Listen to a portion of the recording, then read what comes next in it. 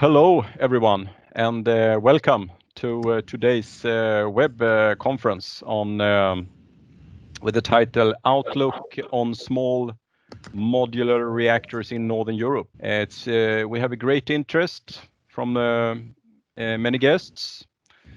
It's such a pleasure to see so many participants interested in attending this webinar. And there's no doubt that this subject draws a great attention, and for rightful reasons. Small reactors is a promising technology that has taken important steps in maturity in recent years. As we shall see, new markets are opening up, and a wave of more mature SMR deployments is expected before 2030. Small modular reactors has the potential to provide affordable and reliable fossil-free energy for both industry and people. But there are also challenges regarding how far along the designs are in the context of licensing, manufacturing, and deployment strategies. Today we will learn more about ongoing initiatives on SMRs in Sweden and in Estonia, and the things they can be used for.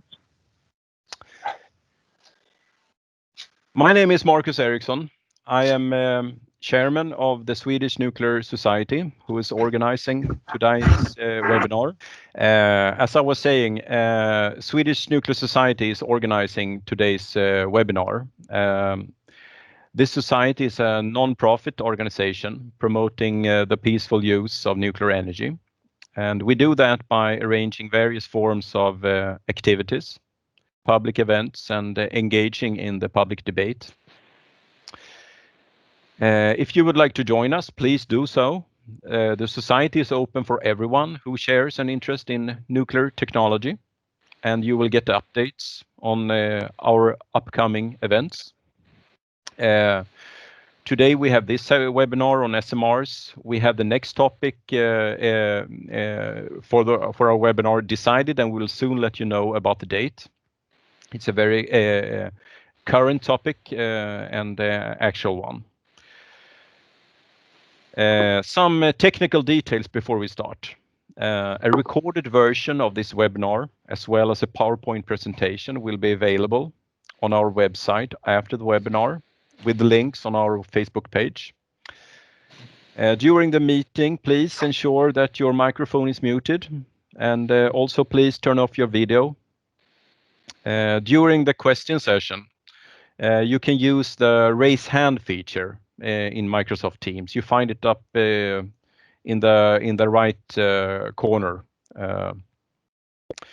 to get the attention of the moderator, and feel free to broadcast your video when you ask your question to provide a more dynamic interaction. Okay, I think we're ready, and now I would like to introduce today's first presenter, Janne Wallenius. He is well known to many of us. Janne is a professor in reactor physics at KTH, and his research is centered around lead-cooled reactors. This year, this research was granted a funding of 50 million Swedish crowns by the Swedish Strategic Research Foundation. I know Janne personally from being a student of his, and it's a pleasure to welcome him here to talk about this topic. So please, Janne, the floor is yours. Thank you very much, Marcus. It's a pleasure and an honor to be given the opportunity to speak about the future deployment of small lead-cooled reactors. And let's see if I can share my screen then with this Outlook on the deployment. So, are you able to see my screen now? Yes. Yes. Excellent. So, So I'm going to talk about the deployment of lead-cooled reactor systems. And as mentioned, I am a professor in reactor physics at KTH, and I also founded the spin-off company lead-cooled now already 7 years ago. So I will try to keep these roles separate during this seminar. So the background is that, well, which is probably familiar to most of you, that nuclear power energy is the only baseload capable low carbon power source that may be deployed in a large scale to combat climate change. Now, recent new build projects around the world have encountered difficulties in terms of new safety requirements and quality issues, which have resulted in extended construction times and high costs for capital. And one of the main purposes with the the idea of now serially produced small reactors is that you can reduce the construction time and the investment risk thereby. Now there are a number of small SMR designs out on the market. We speak about order of magnitude of 100. And some of them are more mature than others. We have heard that NuScale got their certification for their design in the US, which is of course a breakthrough for this technology in the West. Now, usually these SMRs are designed for passive safety. What lead coolants may provide in this context is passive safety in a very compact format, which means that lead-cooled reactors may be more amenable to factory production in the near to mid-term. So that's the background to my presentation, that small reactors are potentially addressing an issue with the new build of large reactors that has been observed recently. So let me give you some background on the historical experience of lead-cooled reactors. Lead bismuth, which has a lower melting point than pure lead, was used in 11 reactors that were operated by the Soviet military. 2 of those were actually land-based demonstration units. So in part, one can say that this technology has been deployed. However, there was a severe accident. A core melt occurred in the first submarine in 1968, and that was a result of lead oxide particles blocking the core inlet. And in the Soviet Union, as a consequence, an oxygen control system was developed to maintain oxygen concentrations below the level where lead oxide forms. However, you need to have a certain amount of oxygen in the coolant in order to ensure formation of a protective oxide layer on the surface. And eventually 6 Alpha-class submarines were operated without accidents related to the use of this coolant. Now, what is important here to understand is that the submarine doesn't operate at full power very often. As a matter of fact, the full power operational life of the Alpha-class submarines was only 5,000 hours. So we can't really say that this experience forms a basis for commercial deployment of lead coolant. However, a lot of work has been done, in particular in Russia, to commercialize this technology.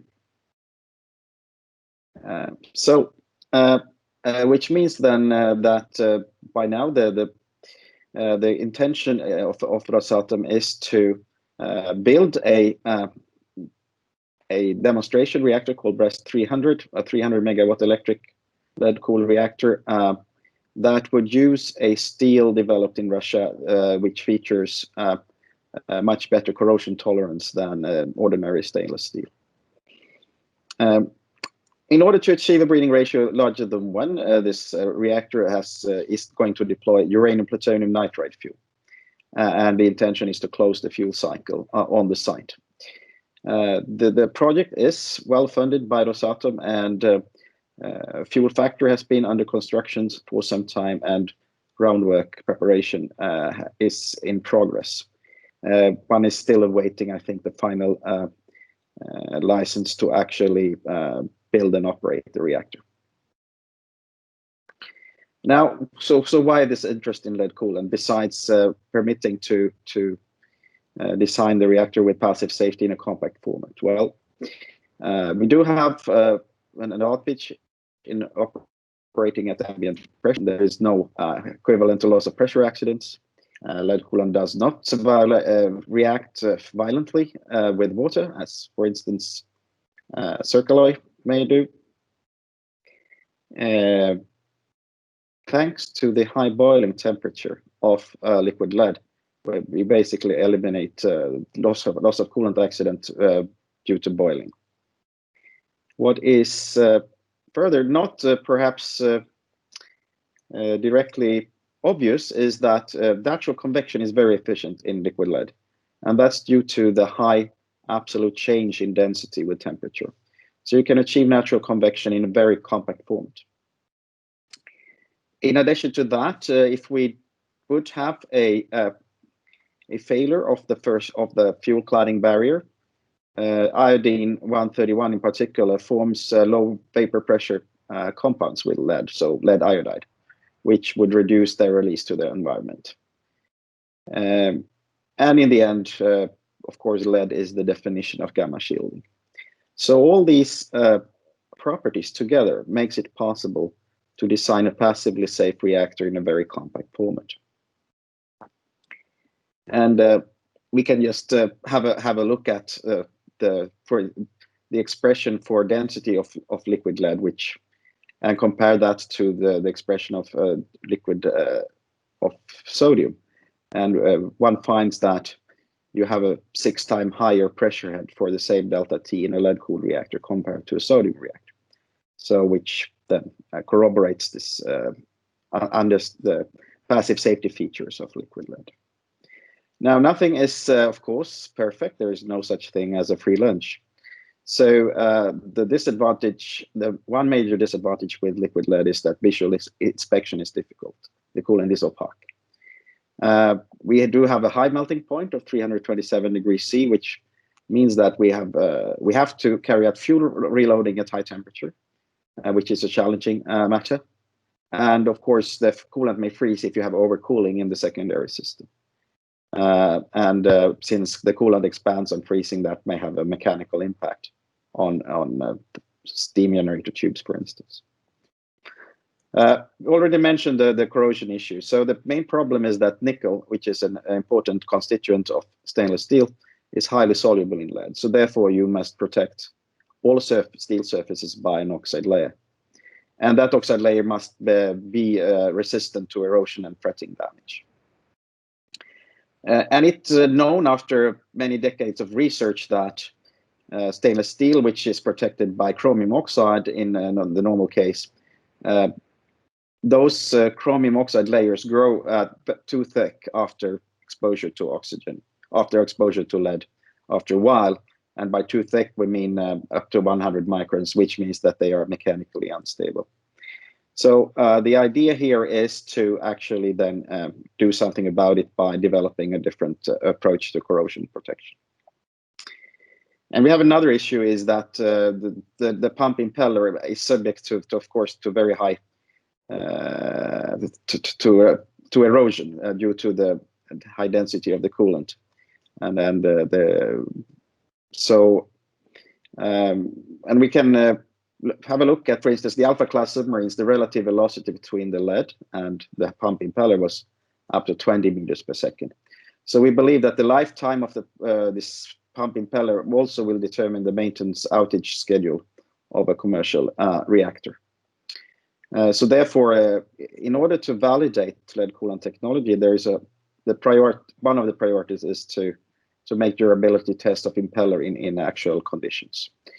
So some of the solutions that we are going to study at KTH include a cemented carbide impeller, which means tungsten carbide in a binder. And that would be coated then by a dual coating of titanium nitride and either aluminum oxide or zirconium oxide.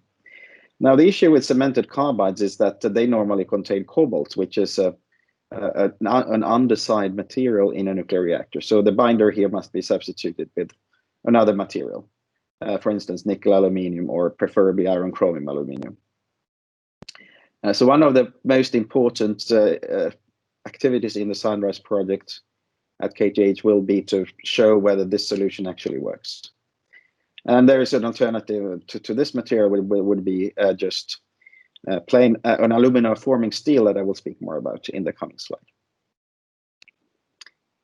All right, is everybody with me? And if you have, I suppose we will have questions after the presentation. Now, so one of the important breakthroughs that I believe will make it possible to commercialize lead-cooled reactors is the development of an alumina forming steel. So we have already emphasized that stainless steel corrodes rapidly in lead at temperatures above 420 degrees C. And that happens even if you have perfect oxygen control. So in Russia, the solution is to alloy steel with a 2% of silicon, which forms a protective silicon oxide on the steel. But it turns out that the Russian solution is strongly embrittled by neutron irradiation at temperatures below 420 degrees C. So the alternative solution, which was developed at KTH, is the iron chromium aluminum steel, which will form a thin aluminum oxide scale on its surface. Now that steel is, well, such steels have been commercially manufactured by Kanthal company in Sweden for many decades. But the commercial steel variant contains 25% chromium, and that is too high because the chromium content must be below 10% to avoid irradiation embrittlement of this steel. So the main thing, the main breakthrough at KTH was to actually develop a steel which contains less than 10% chromium and still remained corrosion tolerant in liquid lead. And that is achieved by mixing so-called reactive elements. Those include titanium, niobium, yttrium, and zirconium in the right amount to ensure formation of a high-quality oxide scale. So this iron 10 chromium 4 aluminum and reactive element alloy, which was developed at KTH, has now been successfully tested in stagnant lead for 2 years at 550 degrees C and for 10 weeks at 850 degrees C. This steel is found to be perfectly corrosion tolerant under these conditions. Moreover, it's industrially manufacturable, and Kanthal company, which is a subsidiary of Sandvik, has already manufactured a 10-ton batch of the steel. Now, so that allows us, we believe, to commercialize the lead-cooled reactor. Now, in order to achieve better economy, the idea of SMRs, which have the disadvantage of economy of scale, which is evident. You don't produce as much power in an SMR as in a large reactor, but you have many fixed costs that you cannot avoid, for instance, for security. So therefore, we have to improve the economy. And the one possibility is to use uranium nitride fuel instead of uranium oxide, which is, for instance, what the plan is in Russia to do. By using uranium nitride, you can achieve a breeding ratio larger than 1 in a very small lead-cooled reactor. And that, of course, improves the economy a lot because the fuel can operate for a 40% longer time in the reactor. Now, that means that you can achieve a 20-year fuel life in an SMR, and means that you can reduce fuel outages and basically never reload your fuel. Historically, though, it was difficult to manufacture uranium nitride pellets with sufficiently low porosity using conventional furnace technologies. So at KTH, my colleagues have optimized a new process called spark plasma sintering for the production of uranium nitride pellets. And this means you can actually sinter for only 3 to 5 minutes instead of 5 to 8 hours. This method is really magic. It works by driving a strong current through the pellets when you're pressing it from the powders, and which enhances diffusion enormously. And besides the much shorter sintering time, you can reduce the temperature for sintering down from 1900 degrees C, as is necessary for UN classically, down to 1400 degrees C.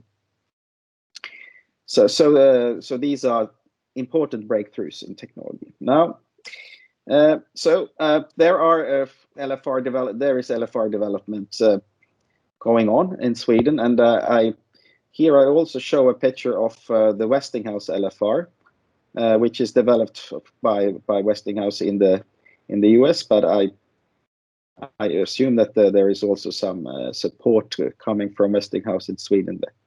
Now, this is designed by Westinghouse. This is a 300 to 450 megawatt electric reactor, which would start up deploying uranium oxide fuel and eventually transit to uranium nitride fuel, as I understand.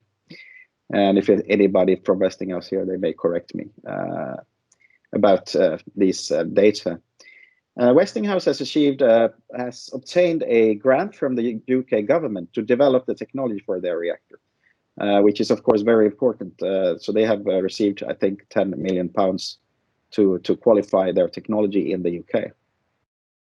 There is also the Sila reactor designed by Leadcold, which is a smaller machine, a 55 megawatt electric machine that is designed with uranium nitride fuel. And of course, that is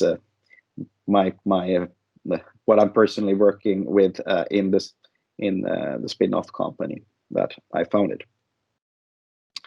And we will discuss a little bit more about the sealer design in this presentation. Now, as you heard from Marcus in the beginning, the Strategic Research Foundation of Sweden is now funding the design and safety analysis of a research reactor that we would be intended to be built in Oskarshamn. So that activity starts formally by the end of this year. And the idea is to, by 2025, have a safety analysis report ready for that research reactor. And inside the project, you would qualify components and manufacturing methods. So that is also funded by this project. In addition to that, one would need to do irradiation tests of new steels and the fuel. And one would need to design and construct an electrically heated facility. Those two activities are not yet funded.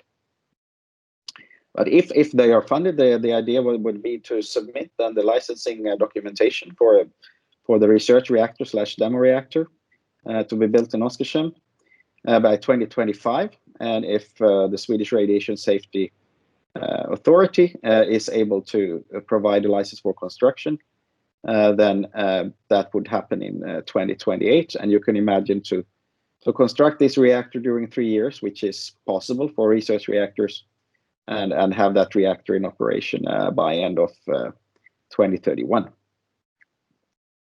Meanwhile,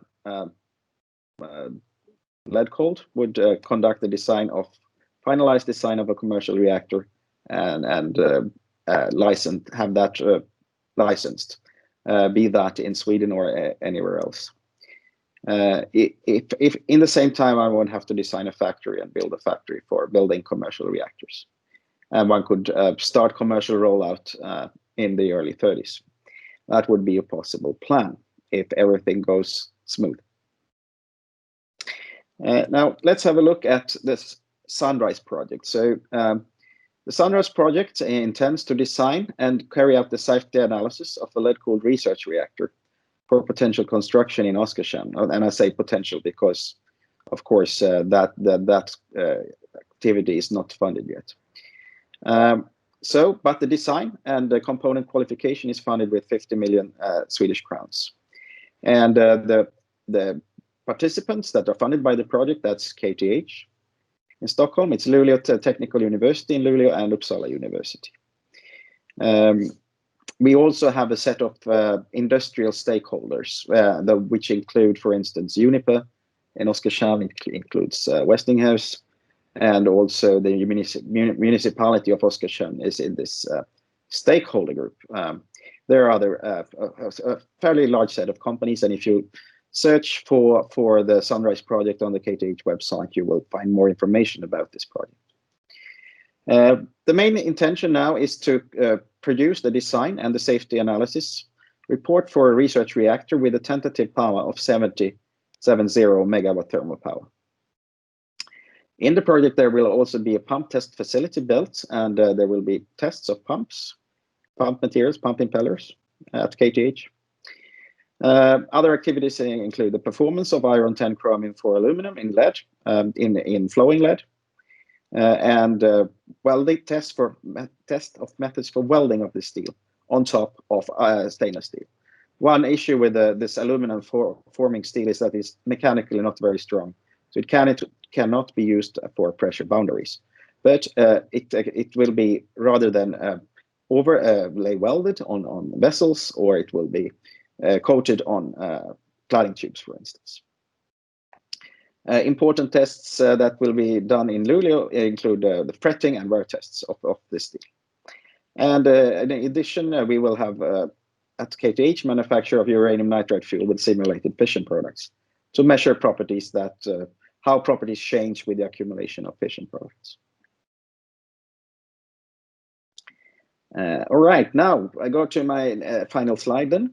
So, and I switch hat from KTH to lead cold. So lead cold is continuing its design of a 55 megawatt electric reactor based on the design that we made for the UK government. And the intention of is to be able to serially produce that reactor in an automated factory.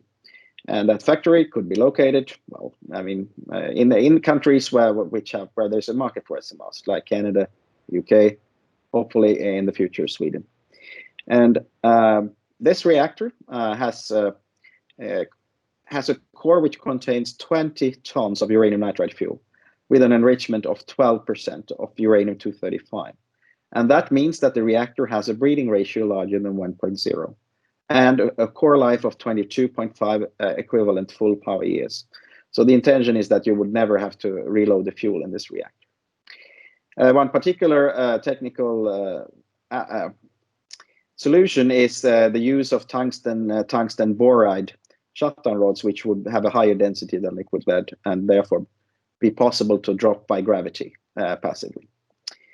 The estimated cost of the Sealer 55 reactor would be about 2 billion Swedish crowns per unit.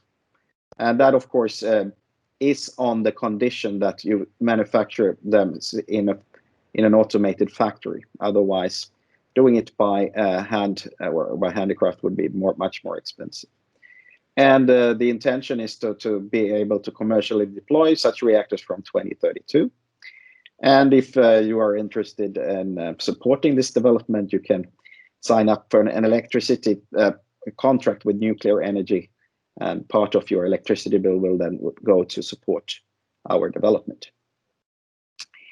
Okay, that's all I had for the presentation. Thank you very much for listening. And if you have then any questions, I'll be happy to respond to them. Okay. So I will stop sharing my screen now. Okay, so we have now some time for questions. If you have any for Janne on his presentation.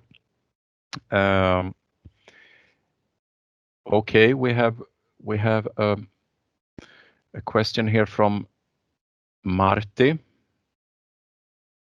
Yes. Hi, everyone. Janne, thanks for the nice presentation. I had a question about the safety assessment report that you're planning to do within the Sunrise project. When you do that for the sealer, it's not sealer. When you do that for this lead-cooled reactor, will you cooperate with the SSM and do it in the same framework as as SSM requires, or what level of detail in this safety report you're considering? I've had a preliminary discussion about this. So SSM is a part of the stakeholder group, advisory group of the Sunrise project. So we will have a continuous dialogue with SSM about how about the requirements for this report. And basically SSM has now issued a new proposal for the regulatory framework, which does not include any non-light water reactor aspects, but to start with, we will follow the IAEA guidance on safety analysis of research reactors. So that's the starting point that we will take and have a continuous dialogue with SSM. Okay, thank you. Okay, I can follow up on that topic. since the current regulations and even the ones that are now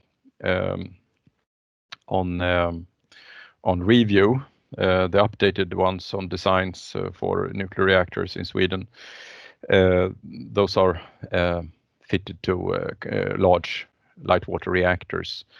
Can you see what are the specific, any specific licensing issue that you see right at this point? For example, what about the containment? Is there a containment on this unit?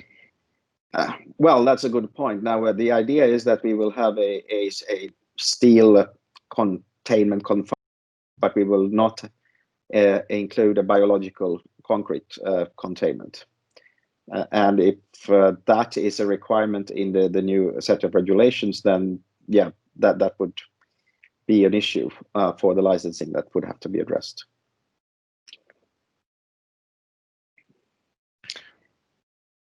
Okay, thank you. Do we have any more questions from the audience?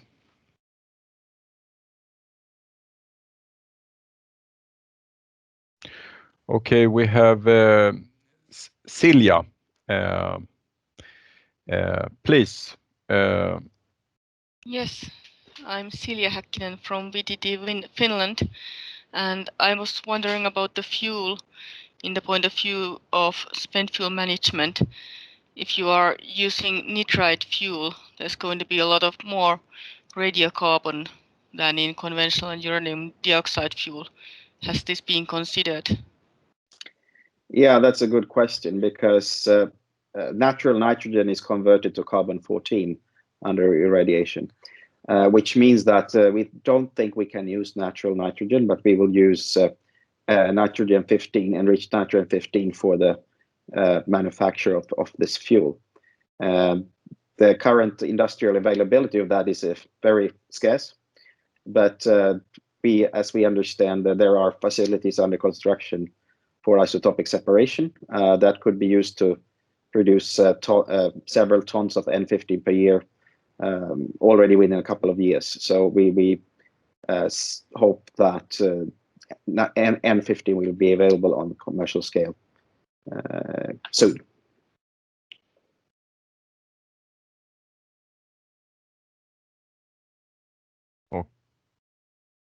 Okay, thank you.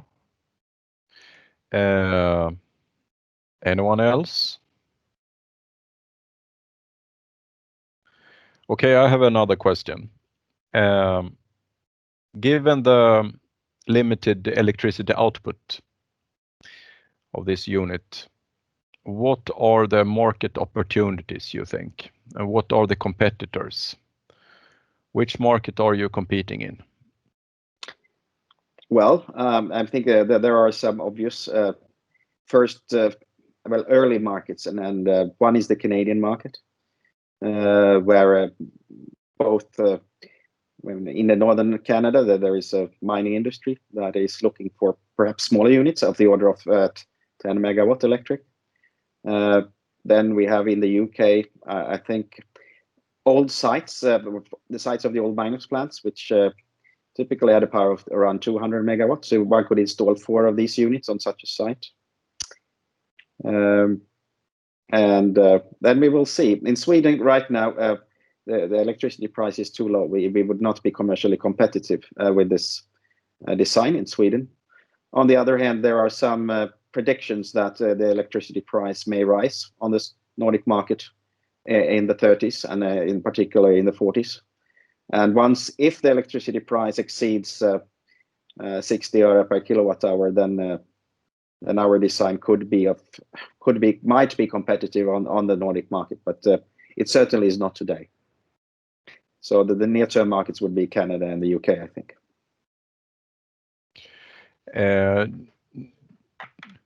Do you see any other applications besides electricity, industrial applications of this technology? One could, of course, discuss things like process heat for industry. I think there might be a potential to use lead-cooled reactors for process heat. Because the steam that this reactor produces has a temperature of above 500 degrees C, and there are some applications. Possibly the production of biofuel for transport could be possible with the lead-cooled reactors. Thank you, Janne. We have time for one more question, if there is someone from the audience. Please don't hesitate.